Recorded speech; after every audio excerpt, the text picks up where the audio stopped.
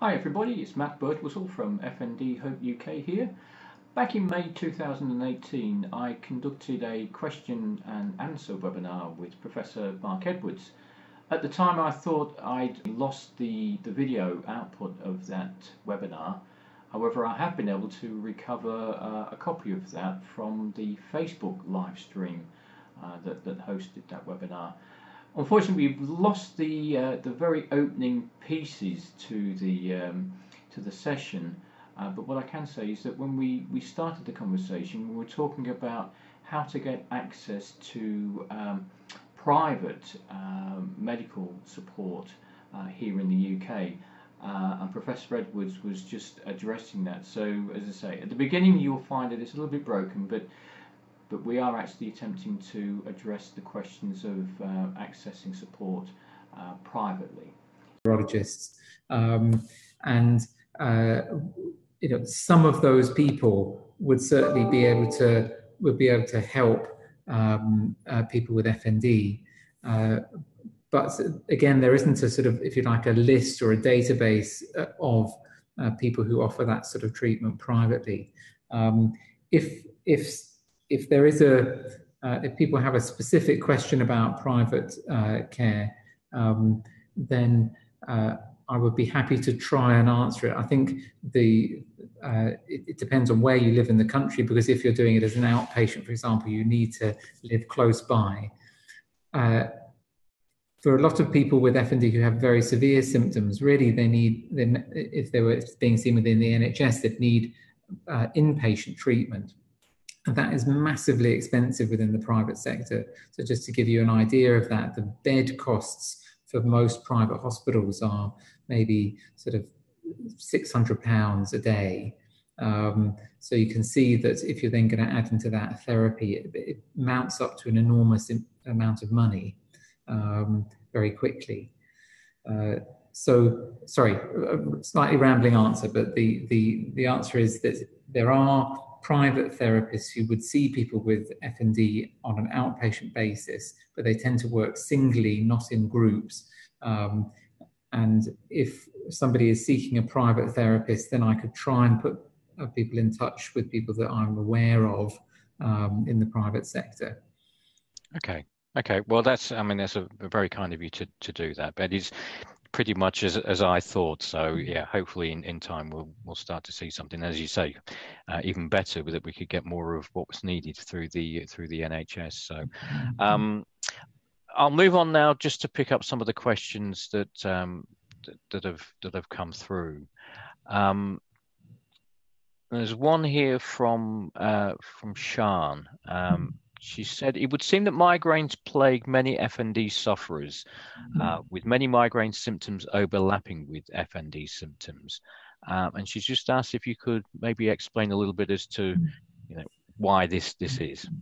So I think there can be a number of reasons for that. Firstly, migraine is just very common in its own right. And I think it's important to recognize that sort of acute migraine episodes, the sort of normal migraine people might know about. So when people get a sudden onset of headache and it's very bad, but it's all over within a few hours, if that.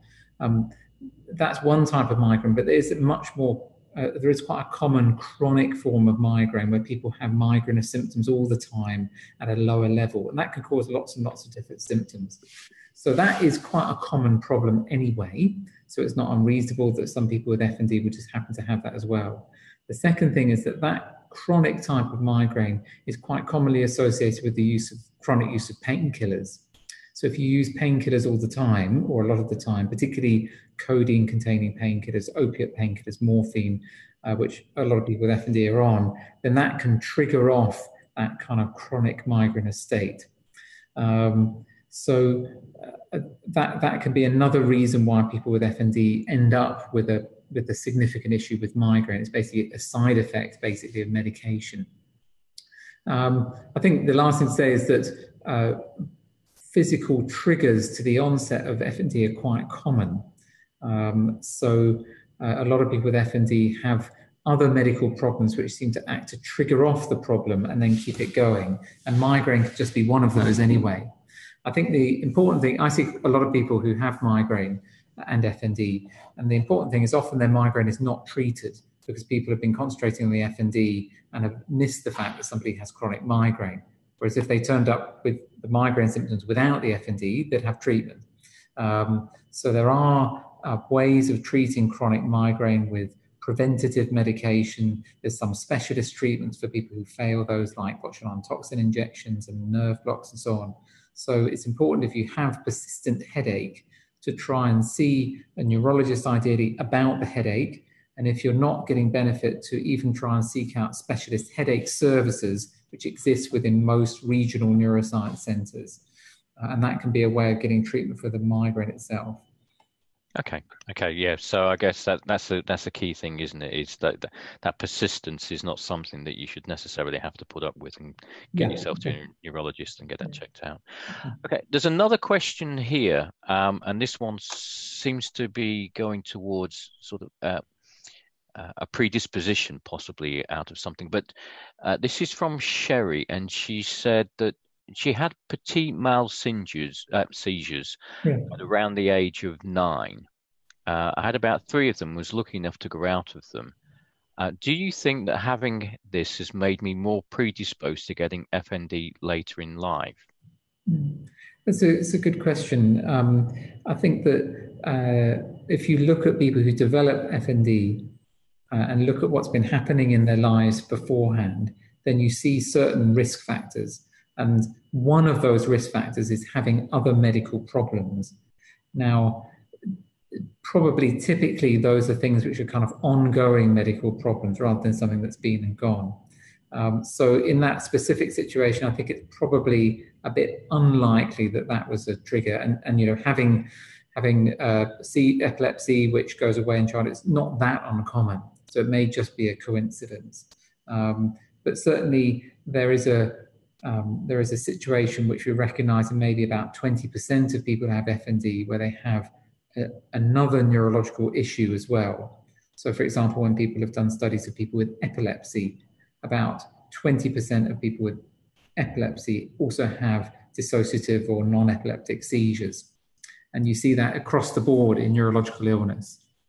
So that's an important reason why it's important for neurologists in particular to assess people carefully, because they may have FND, but they may also have other things as well going on, and those may need separate treatment. Yeah, and do you think that lifestyle factors have any role to play in FND? You know, stress, the workplace. I mean, everybody says, you know, we're working harder and longer these days. Do you think that has any role to play? I think it must do, because it has seems to have a role to play in all illness, really. I think that this interface or overlap or association between FND and say, stress as a general sense is a complicated one, because it's often used as a rather dismissive explanation for why somebody has FND. So say, well, that you've got that because of stress. So I don't think that's correct. I think that why people develop FND is complicated and different between different people. And for some people, stress can be a risk factor, just like having another illness can be a risk factor, but it's a bit different from it being a simplistic cause. But having said that, it can be relevant still for some people. So it's a factor which you can look at. I think that if you have FND, that is in its own right stressful. Like having any chronic illness, is stressful. And so that's a thing that can interact with the FND and make symptoms worse. And so trying to find ways around that, so adjusting, lifestyle, life factors can be a way of trying to help the overall situation. But like I say, it's a complicated thing, because often when you start talking about stress, the conversation can very easily flip into sort of saying, well, that's all that's wrong, which is clearly not the case. But it is a factor. Just like if we were having a conversation about MS or having a conversation about Parkinson's disease, it would be perfectly relevant to talk about stress as a factor making symptoms worse. So I think we need to look at that in that way in FND as well. So it's there as a thing to think about. Yeah. Okay. moving to a slightly different direction now, but Paul has asked the question: why is it so hard to get help for children with FND in the UK? I think he's actually tried to reach out to you. So I remember, hi Paul, and I remember the email discussion that we had before.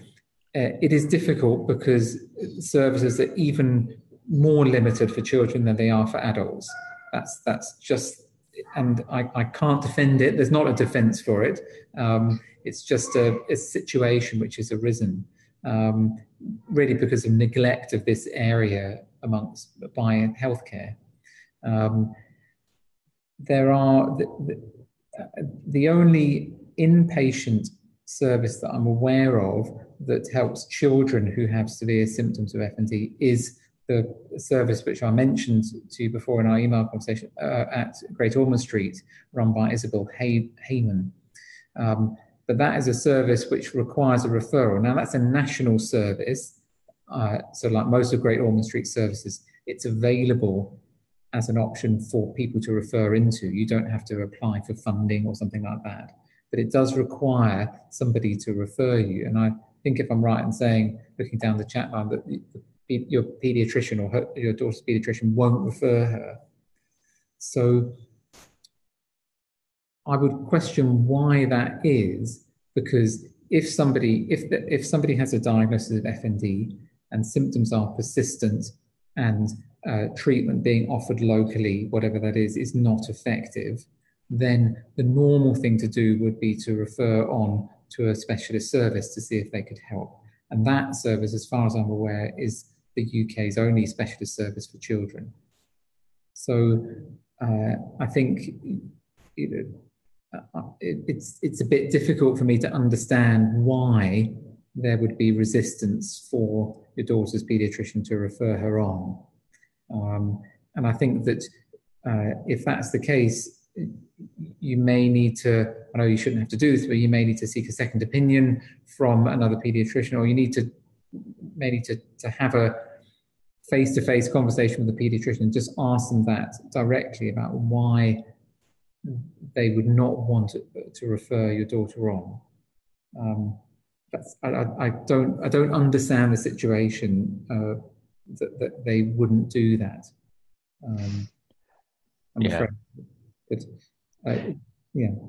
yeah, no, it's a difficult area, and I think, obviously I can sense Paul's frustration through reading the chat messages there, and I think the area of it seems to be becoming again more prevalent. I'm seeing more people through our own Facebook groups who are caring for children, so it certainly seems to be becoming more diagnosed in children than what it was before.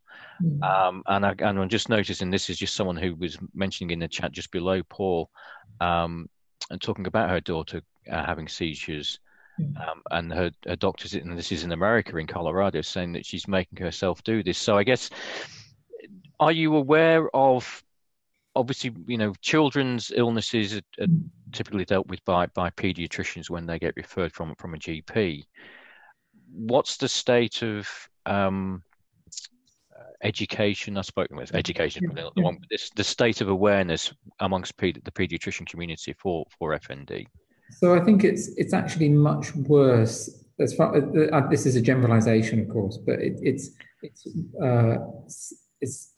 my impression is that, as a generalization, it's significantly behind that's happened in adult neurology. And I think that's because you have to remember that pediatricians they're obviously specialists, but they are also generalists. So they are, they're dealing with all aspects, or effectively, a general practitioner, but for children, but with specialism on top. So there are very few pediatric neurologists per head of child population compared to adults. So what's happened in adult neurology is there has been a revolution in understanding. I know it still needs work, but there's been a lot increase in understanding and acceptance of this as a real diagnosis. But pediatric neurology, because it's so much smaller specialty, has much less influence on pediatricians in general. So that's where I think there's still a real lack of understanding and a lot of rather outdated attitudes which are around, is this real? Is this not? This isn't a real thing. It's attention seeking. So looking at it very much on a very simplistic behavioral explanation for what's going on. I accept that children and adults are different, obviously, and so you need different expertise, but at the same time, I think there is a problem generally. Just one thought. I was going back to the pediatric situation. There is one other unit that I'm aware of which will take teenagers mainly with a range of functional neurological symptoms, but also going into chronic fatigue syndrome and so on. So that's the Adolescent Rehabilitation Unit at University College Hospital, London, so UCLH. So there is a paediatrician there called Joe Begent, Begent, who runs that rehab unit. That's a multidisciplinary rehab unit. And there have been a few patients that I've seen together with pediatric neurologists who I've referred there. And I also occasionally see people on that unit. And I've been very impressed by what they do there. They seem to have a very good attitude. They have a good multidisciplinary team. They have a very long waiting list, but it is another place for referral. That wouldn't be for children. I think probably they take people from around 12 years old up to around 16, 17. So it's for that teenage group. So that's another place potentially for referral. Okay. I'm just picking up some things off the Facebook chat here. Wendy has asked, is autism Asperger's common in FND or a potential trigger for FND? Good question, really good question. I think that it's something that I see. I mean, again, autism, Asperger's, also autistic spectrum disorders, they're sort of generally called now, they are not that uncommon. So those things might just occur by chance. But I have been struck by the fact that they are things which I see probably more commonly than I expect I should, just by chance. And I'm not sure why that is. I think that I've recognized that in a proportion of people with FND, there may be a slightly obsessive personality type, which maybe is a slight risk factor. I mean, obsessionality is quite common in the general population. It's very useful, actually. It helps people achieve things, makes people competitive and perfectionist, which can be very good. But I think that sometimes that can lead to a particular issue when people get unwell. So if people get an injury or they get unwell with something, sometimes that way of interacting with the body can maybe precipitate or trigger off certain symptoms. Yeah, I could see that could be a risk factor. And again, but I think it probably, just as a general point, like most illnesses, people with FND come with a whole complicated array of things in terms of their psychological makeup, their physical makeup, their social situation, their past experience. They're human beings, people who are human beings. They have all of this stuff going on, and FND. So the thing to do is to assess people holistically, looking at all of those different things, and to see what factors in all of that might be making a difference to symptoms, and then to see what out of all of those factors might be treatable or manageable or changeable. And so if one has autistic spectrum disorder alongside FND, maybe there are things from the autistic spectrum disorder which are kind of interacting and making the situation worse. And maybe those things are treatable in their own right, which might make the overall situation a bit better. So I suppose that's the way to look at it in a holistic way, in an ideal world. Yeah. Okay. And another a couple here again from the Facebook group, just asking, is there a link with fibromyalgia and FND? So another good question and a difficult one. I think that there are syndromes out there which are defined on the basis of symptoms like pain or fatigue, where I think it's highly likely that the same process that goes on in FND could cause those symptoms. So FND to me is a problem with the way the brain can get access or can control the body, can get access to or control the body. And when you think about it like that, you could see how that process could cause lots and lots of different symptoms. So movement symptoms, but also sensation symptoms, thinking symptoms. So pain and fatigue can certainly be part of FND. There are likely to be other ways in which people can get chronic pain and chronic fatigue, which maybe are different from FND. But at the moment, because we don't have good ways of dividing people up with those sorts of symptoms, they will tend to be in a group called fibromyalgia or chronic fatigue. So in answer to your question, I suspect that people with a label of fibromyalgia, that some people with a label of fibromyalgia may well have FND. And some people with a label of chronic fatigue syndrome may well have FND. That's different from saying that everyone with fibromyalgia or everyone with chronic fatigue syndrome has FND. But the tools we have to kind of try and work out where the divisions are not very good, particularly for internal symptoms like pain and fatigue. So I think lots of general principles that are applied to the management of chronic pain and people who have chronic persistent fatigue are useful. We can apply those to people who have FND with those symptoms. But I think we need to do quite a lot more work to try and work out where the divisions might lie between FND and some of these other syndromes that are talked about. Yeah, and it's interesting. And I know that people are sometimes hurt by the term FND, thinking it's it's a catch-all, it's an umbrella for, it's just a too hard basket, so we'll call it FND. But what you're saying there is that there is actually a distinction where a diagnosis of chronic fatigue can be made, and often is made. A diagnosis of fibromyalgia can be made, and they may or may not be associated with FND. Exactly. So it happens that you can have those and other symptoms, and together they will form a basis of saying that you do have FND.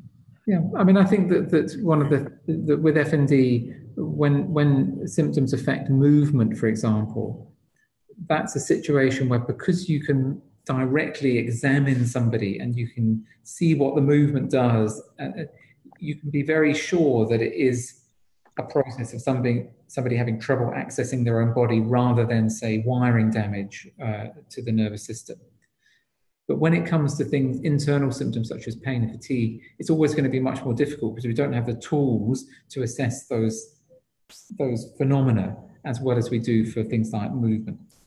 But that just means we need to try harder with the science of things to work out what the actual underlying mechanisms are and ways of testing them.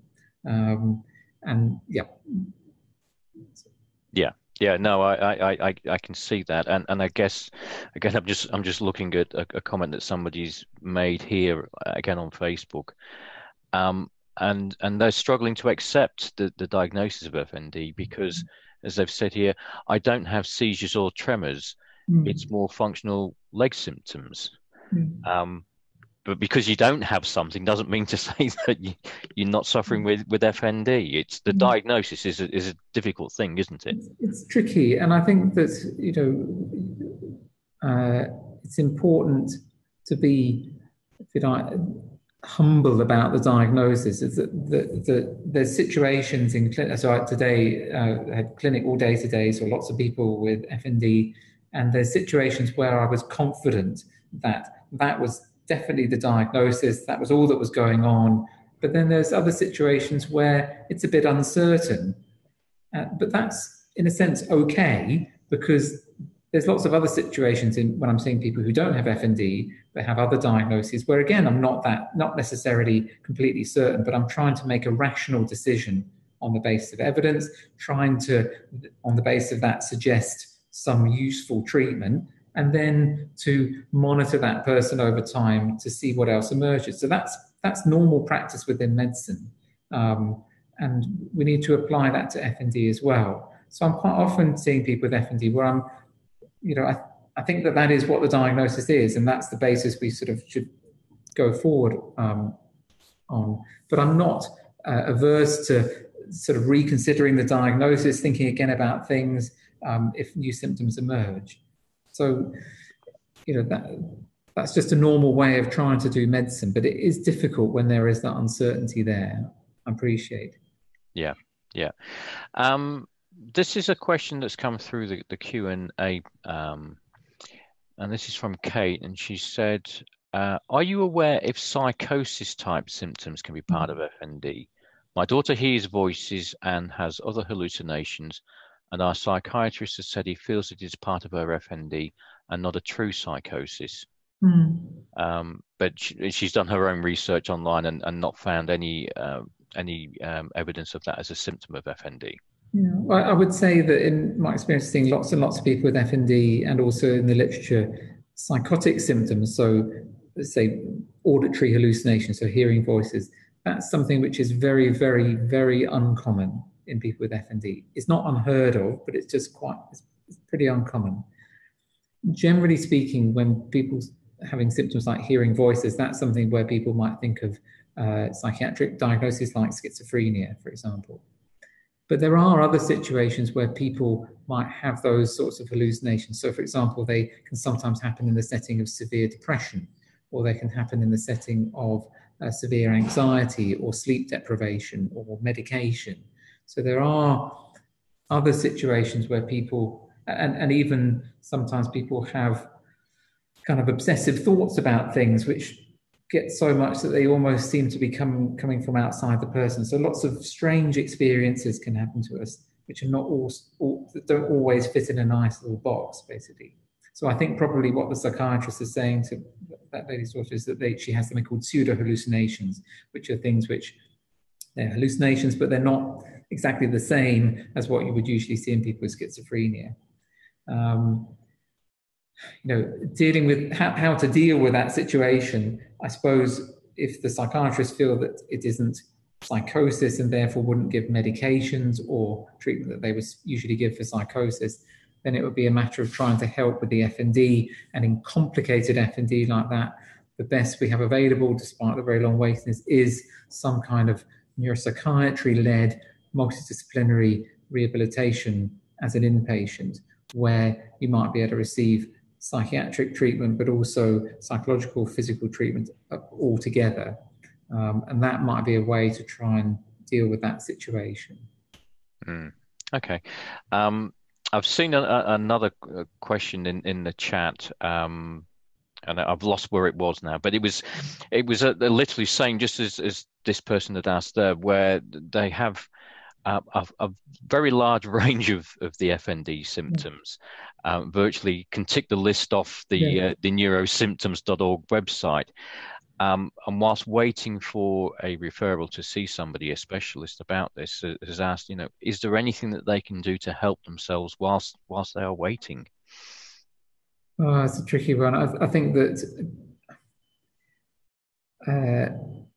trying to, I think you need a diagnosis, because it's possible to have lots of symptoms from lots of different reasons. And like we've been talking about, it's possible to have FND and other problems at the same time. So you need a clear diagnosis. I suppose to keep the belief and faith that things are, these things are real, they're not imagined things, you're not going crazy. And I suppose that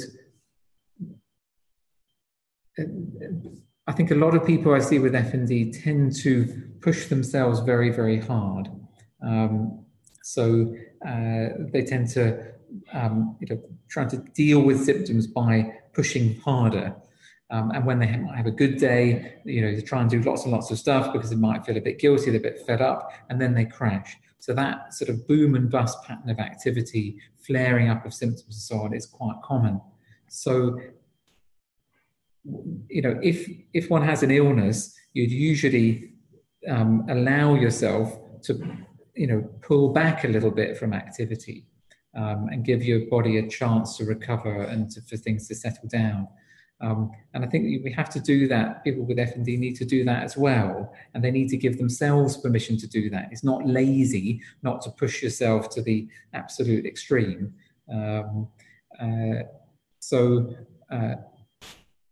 Being okay with doing a little bit less and not pushing yourself too hard is probably the best thing to do when dealing with lots and lots of symptoms like that. Yeah. Okay.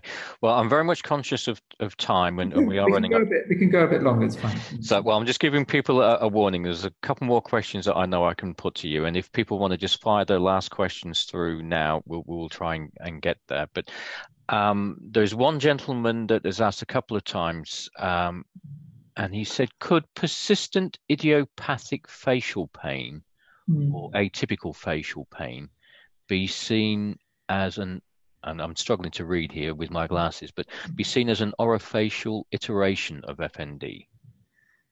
It's a good question. I think that chronic pain of different sorts might be seen. You can see that happening, and by the same mechanism we're talking about FND symptoms like movement problems, you could see how the brain might be able to produce chronic persistent pain. I think with something like idiopathic facial pain, it's just difficult to know because that entity is so uncertain what that is, and there may be a number of different things that can cause that. I think that probably the same principles that are often applied to FND can be useful in dealing with chronic persistent pain of that sort as well. But I'm not sure that it's the same thing. I think that we're in this situation where there's some aspects of FND where we can be very confident that that's what they are. And there's other things like I've been talking about already with pain and fatigue, where it's just a lot more difficult because we don't have the tools to divide up those sorts of symptoms very well. So the answer is yes, it could be, but I think it's always important in that situation to make sure that other avenues have been looked at, and then to do some reasonable things about trying to manage the symptoms. That would be my thought on that. Yeah. Okay. And then we had a question, somebody asking about research and CBT in helping symptoms. And then I've just seen another question regarding clinical hypnosis and whether that's beneficial at all for any sort of psychology. So with CBT, I think that so CBT is a technique, like physiotherapy is a thing, but it has lots and lots of. It can be done in lots and lots and lots of different ways, just like physiotherapy can be done in lots of different ways. If somebody with FND also has significant depression or anxiety or PTSD, then psychological therapy can be a useful thing, just like it would be if you had those things in isolation. There are specific situations in FND where specific psychological therapy, I think, can be useful. So, for example, in dissociative seizures or non-epileptic attacks, there is evidence that specific type of CBT seems to be quite helpful for some people with that. And there's a big multi-center trial going on in the UK, which should report hopefully by the end of this year, maybe early next year, which is a big evaluation of how useful that is.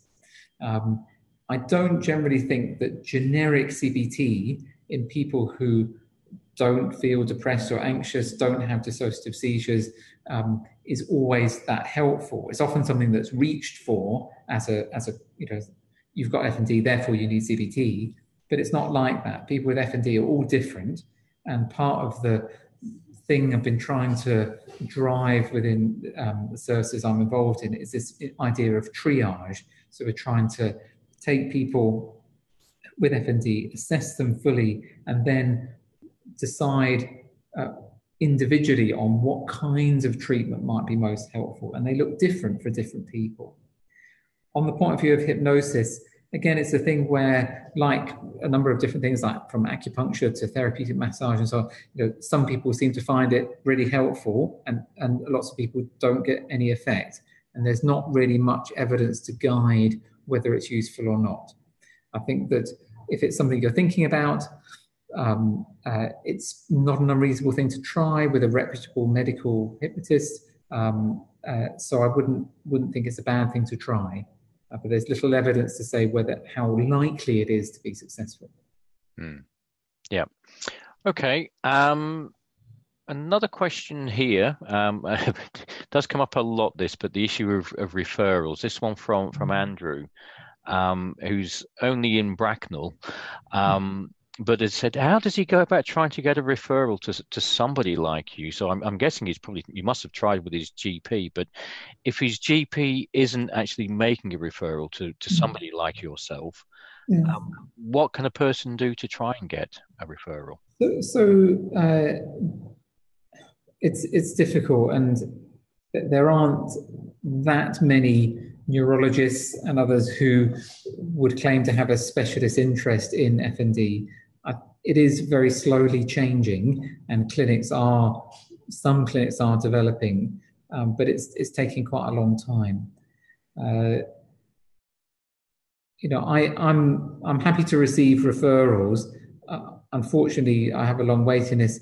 I'm lucky now to have, in fact, 3 other consultant neurologists working and doing clinics with me, and who are all very good and have expertise within this area. So that's one option. John Stone will only see people who are in Scotland, but he's a referral base for people who live in Scotland. For dissociative seizures, there are probably more places around. So, for example, in Sheffield, in Nottingham, Cambridge now has an FND clinic with a neurologist there. There's a neurologist in Bristol who's recently started a clinic. So they are happening. And on websites like FND Hope, for example, there are lists of specialists and people who have specialist interests. So that can be a good way to sort of get an idea of who's around and who might be most local to you, to get a referral. And then your GP should refer you. These things are not generally things where the GP needs to apply for funding. You should be able to be referred even if it's out of area. Yeah. Okay. Well, thank you. I think we've got time for 2 more questions, and then we'll wrap up. Jackie has asked, how do you prioritize those who need inpatient support? Is it severity of symptoms, such as lack of mobility, frequency of seizures, or is there any other reason for priority? So I think inpatient multidisciplinary treatment is most effective for people who have a number of symptoms and who have, if you like, more severe disability. So that's often a situation where you need to work with somebody for a period of time with a mixture of professionals, so both psychological and physical input, in an inpatient setting, so people have nursing care around them. I think that there are, however, people who have those sorts of multiple symptoms who don't do very well in inpatient care. So, for example, there are some people who have very irritable pain and fatigue. So, for example, they do something and then their pain and fatigue massively flares up, and then they're not able to do anything for a few days. So those sort of people, which there are quite a lot, tend to do quite badly actually in inpatient treatment and need a sort of slower, much sort of more gentle, usually outpatient type of treatment if it's possible to arrange. I think there is something about severity and the multitude of symptoms and the need for multiple professionals to be involved. But even in that situation, you need to be careful that it's the right thing to do. Yeah. There are some specialist inpatient programs for pain on its own. So, for example, at Bath, the Royal National Hospital for Rheumatic Disease, they have an inpatient pain management program. Actually, coming back to the pediatric question, they also have a young person, so a teenage specific pain management program. And the National Inpatient Centre for Psychological Medicine would also quite commonly take people who have very severe fatigue and pain, but also might have functional neurological symptoms as well. So it's complicated, is the answer. Okay, and then the final question that I'll and this is from Sabrina on Facebook. She's asked, are there many people who have become symptom-free or cured of FND? I'm struggling to come to terms with my life as it's been going downhill very quick since being diagnosed with FND in 2015. Yeah. So I think that the reality is, for most people with FND, that it is a problem that can improve, but in the majority of people that I see, people still have some element of symptoms, even if they get a lot better. So there are some people I see who on the outside look like they're completely better, and they are very, very much better than they were, but they usually tell me that they're still having to do things to manage symptoms, but it's not that intrusive. So yes, absolutely, there's a group of people which I would say put it around 40% or so, 40-50%, who do get a lot better, a lot of those, very, very, very much better. I think on the flip side of that, there are a group of people with FND who, with current treatments, don't get very much better. But even in that situation, knowing what is wrong, having some supportive care medically from therapies, having people who will advocate on your behalf when it comes to illness-related financial benefits, navigating social services and so on, that is important, can massively improve quality of life. So it's not necessarily a situation where you can't do anything. I think that what most people are stuck in is a limbo situation where they've never had any decent treatment. So it's not really very clear whether it is possible to get things much better than they are. And that's the situation that we really need to change, so that people can get access to good treatment. And a proportion of people will get a lot better with that. And then we can try and develop better treatments for those people who are left remaining with symptoms while trying to organise proper care, just like you would for any other condition. Yeah. And that's the thing which is most upsetting about the FND situation, is that for all kinds of chronic disabling neurological and other conditions, we have a system which, although it's not perfect, will look after people. And we have a society where those people are not stigmatized and they are supported with a degree of empathy and so on. Again, even though it's not perfect. In the world of FND, we have a situation where a lot of people have chronic disabling symptoms, but services routinely reject people because they're not funded to do that. They don't do that kind of thing, even though they probably could help with a very, very small amount of change within them. And we have a situation in society where people are, routinely stigmatized and told that they're not trying hard enough, and it's all made up. So I find that situation particularly upsetting, and that's the situation that we need to change, really. If we change that, it's likely that a lot of people with FND will get a lot better, because they'll have some decent treatment. And even for those people where it is still very difficult to change things, at least we'll have a system to care in a reasonable human way for that situation. And that's what needs to happen, really. Yeah, and I think it is important, isn't it? I mean, I know from speaking to you in the past, where you are able to treat people,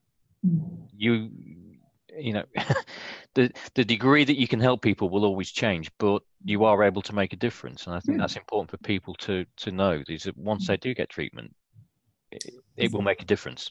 I think it really can make a difference. And there's an old attitude of, well, the thing that we need to do is just tell people they have FND and then we discharge them in a way expecting that that's going to make people better. And you wouldn't expect that would make people better if they had MS or Parkinson's disease. So why should you expect that it should make people better when they have FND? you need to sort of do something. Now, in some people, that something that you do could be very, very simple. It could be explaining what's wrong and giving some advice. And with that and a bit of time, we know that about 20% of people just get better. They get a lot better just with that. But for other people, they need other sorts of treatment, which may not necessarily need to be that complicated, but they need to happen.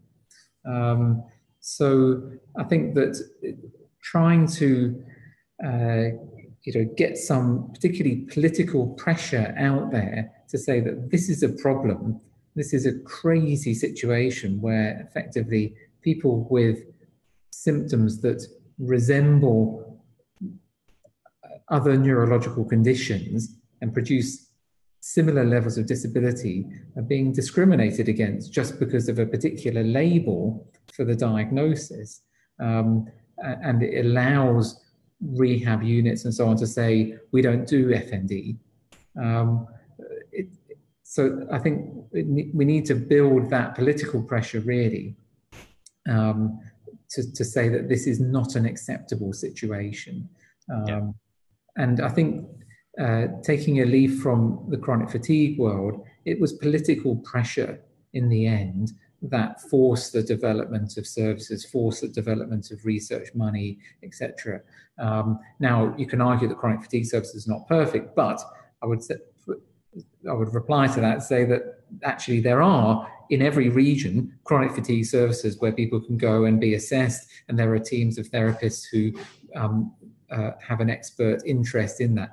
You can argue whether they do, whether it's the best treatment or not, but they do exist at least. Yeah. And that came through political pressure. So for all of you out there, that's we've got to do that. Yeah, we've got to put the heat on. Yeah. Okay. Well, Professor Edwards, I'd like to thank you very much for your time. It is appreciated to know how busy you are. Very nice. To all our attendees, apologies if I didn't get to ask your question. We have a lot of questions to get through today, but we do thank you very much for your participation. Thank you again, Mark. Pleasure, and I'd be happy to do it again sometime soon. So good. Yes. Okay. Wonderful. All the best to everyone. Thank you all. Good night, everybody. Bye. Bye. Bye.